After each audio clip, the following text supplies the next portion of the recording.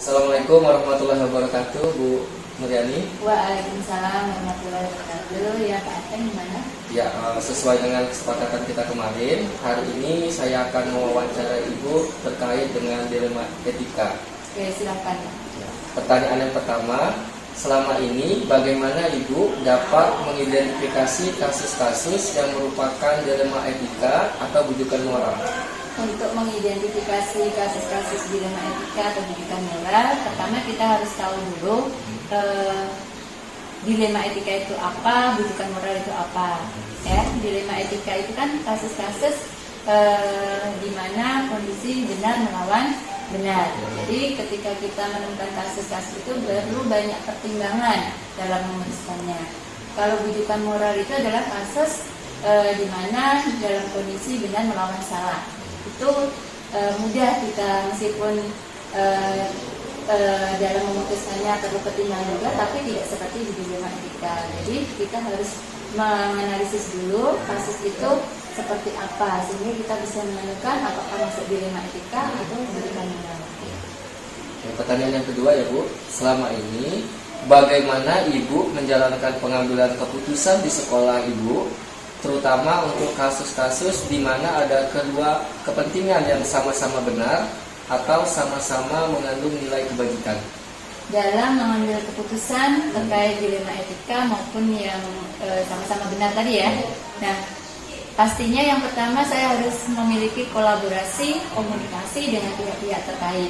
Nah, dalam membangun kolaborasi, komunikasi, dan berkoordinasi dengan pihak-pihak terkait tadi, diharapkan kita bisa menerapkan langkah-langkah pengambilan keputusan yang hasilnya bisa menghasilkan keputusan yang pertama berpihak pada peserta didik. Terus yang kedua, keputusan yang bisa dipertanggungjawabkan akan konsekuensi daripada keputusan yang kita ambil. Terus yang ketiga, keputusan yang kita ambil itu harus berdasarkan nilai-nilai kebajikan universal agar bisa melakukan keputusan yang bijaksana, tidak merugikan pihak manapun. Jadi kolaborasi itu sangat penting ya Bu ya? Iya. Pertanyaan yang ketiga, langkah-langkah atau prosedur seperti apa yang bisa Ibu lakukan selama ini? Langkah-langkah dalam pengambilan keputusan ada beberapa langkah ya Pak ya. Yang pertama pastinya kita melakukan telaah, identifikasi daripada kasus-kasus yang kita hadapi. Nah, kalau sudah kita telah identifikasi, kita kenali kasus tersebut, kita bisa melihat siapa saja sih yang terlibat di dalam kasus itu.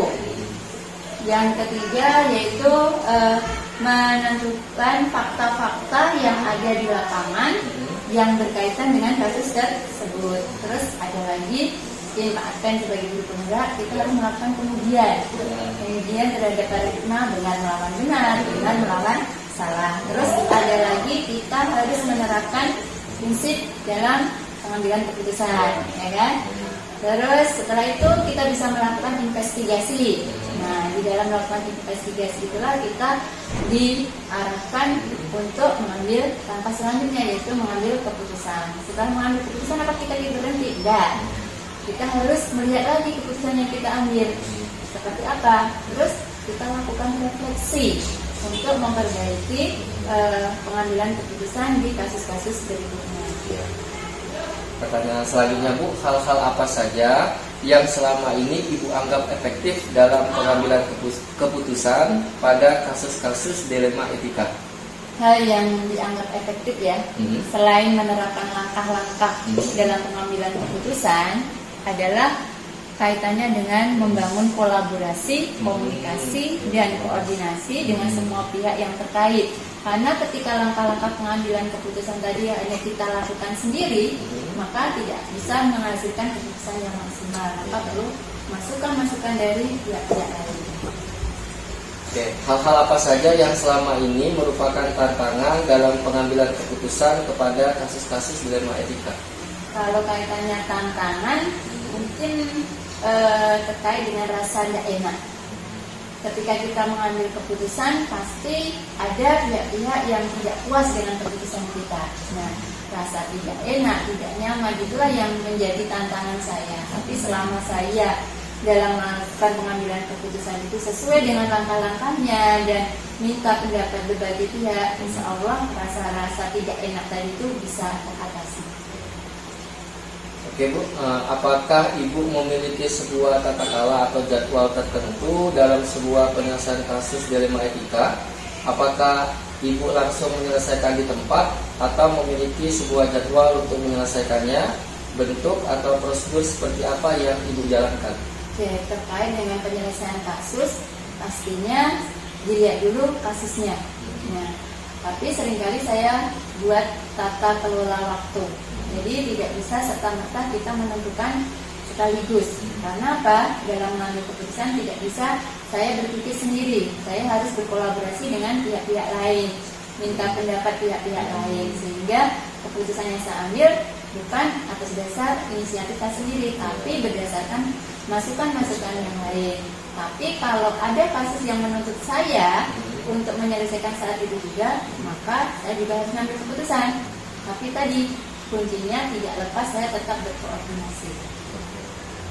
Pertanyaan selanjutnya Bu, adakah seseorang atau faktor-faktor apa yang selama ini mempermudah atau membantu Ibu dalam pengambilan keputusan dalam kasus-kasus dilema etika? Kalau kaitannya dengan pihak atau seseorang ya pasti ada ya. Terutama kalau di sekolah itu rekan-rekan sejawat di sekolah ada wakakur, ada wakasis, terus ada guru TU ya. Mungkin bisa juga melibatkan orang tua, siswa, bahkan saya melibatkan atasan kita dari dinas pendidikan. Jadi ketika mengambil keputusan tidak bisa sendiri, jadi saya melibatkan pihak-pihak yang terkait dalam pengambilan keputusan. Pertanyaan terakhir Bu ya, dari semua hal yang telah disampaikan, pembelajaran apa yang dapat Ibu petik dari pengalaman Ibu dalam mengambil keputusan tentang dilema etika? Pembelajaran yang bisa saya petik ya banyak sebenarnya.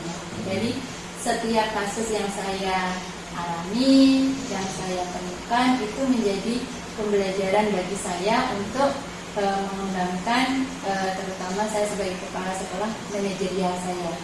Di situ bagaimana kita dalam mengambil keputusan memposisikan diri kita tidak boleh berat sebelah, harus bisa mengambil keputusan yang adil. Nah, jadi terutama dalam mengambil keputusan tadi berdasarkan daripada nilai-nilai kebajikan universal agar keputusan yang kita ambil bisa memberikan keputusan yang bijaksana, bermanfaat bagi semua pihak. Itu Pak Arya. Baiklah Bu Yani, terima kasih waktu, kesempatan, dan jawaban wawancaranya. Semoga memberikan manfaat untuk kita semuanya. Amin. Assalamualaikum warahmatullahi wabarakatuh. Waalaikumsalam warahmatullahi wabarakatuh.